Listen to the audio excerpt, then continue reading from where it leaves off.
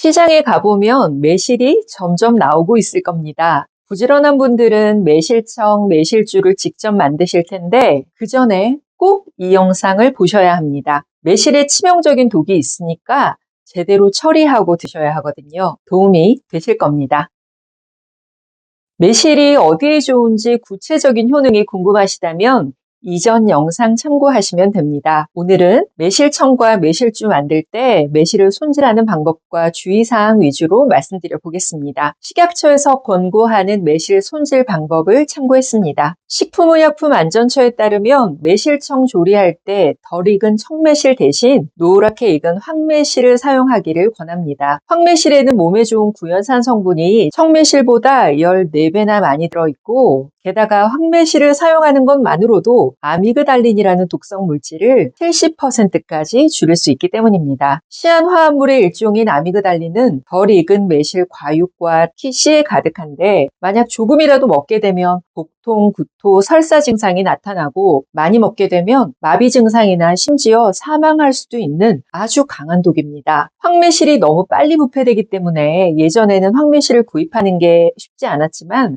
지금은 운송 시스템 같은 것들이 빨라져서 예전보다는 황매실을 구하기가 훨씬 더 편해졌습니다. 하지만 여러 가지 이유로 청매실을 활용하신다면 주의사항 꼭 기억하시기 바랍니다. 구입 후에 통풍이 잘 되는 서늘한 곳에 일주일 정도 보관하는 겁니다. 자연적으로 황록색으로 후숙이 되면서 독성 물질도 일부 분해가 되고 그때 상처가 나거나 흠이 있는 매실을 더 잘 구별할 수도 있습니다. 흠이 있는 매실은 반드시 제외하고 사용해야 합니다. 가장 중요합니다. 매실을 활용할 때는 반드시 씨앗을 없애야 한다는 거죠. 씨앗을 없애는 것만으로도 매실의 독인 시안화합물을 95%까지 줄일 수 있습니다. 요즘은 매실 씨를 제거하는 도구도 많이 판매하니까 예전처럼 힘들지 않게 쉽게 제거할 수 있습니다. 이때 매실 꼭지도 함께 제거해야 합니다. 꼭지가 남아있으면 쓴맛이 날 수 있으니까요. 매실청이든 매실주든 100일이 지나면 매실은 꼭 제거하고 2차 숙성을 하시기 바랍니다. 이왕이면 설탕을 줄이고 올리고당으로 일부 대체하는 걸 권하고 있습니다. 마지막으로 당연한 말이지만 용기는 꼭 제대로 세척하고 소독하셔야 합니다. 물기가 남아있거나 소독이 제대로 안 되면 금방 곰팡이가 필 수 있습니다. 자, 이걸 참고하시면서 매실청, 매실주 이제 담궈 볼까요? 매실청을 소화제나 설사할 때 드시는 분들이 많습니다. 실제로 천연 소화제로 불릴 만큼 소화 기능에 도움이 됩니다. 피크르산 성분이 소화를 돕고 여름철 배탈이나 식중독, 소화불량 증상 개선에 효과가 있으니까요. 또 구연산이 풍부해서 피로 회복 효과도 있습니다. 매실청 10ml에 물 한두 컵 희석해서 드시면 되는데 아무리 좋아도 하루 한 잔 정도가 적당합니다. 매실을 식초물에 30분 정도 담근 후 여러 번 세척합니다. 물기가 완전히 제거된 매실을 손질하는데 이때 손질이란 씨와 꼭지를 떼는 겁니다. 설탕과 매실을 1:1 비율로 켜켜이 쌓고 맨 마지막은 반드시 설탕으로 덮어야 합니다. 이때 설탕의 양은 절반으로 줄이시고 올리고당 등으로 대체하셔도 괜찮습니다. 서늘한 곳에 숙성하면서 중간중간 설탕이 녹도록 저어줘야 합니다. 100일 정도 지나면 매실이 떠오르는데 이때 매실은 반드시 제거해야 합니다. 너무 오래 담궈두면 신맛이 강해지거나 매실청이 탁해질 수 있습니다. 남은 과실로는 매실 장아찌를 만들어 두셔도 괜찮습니다.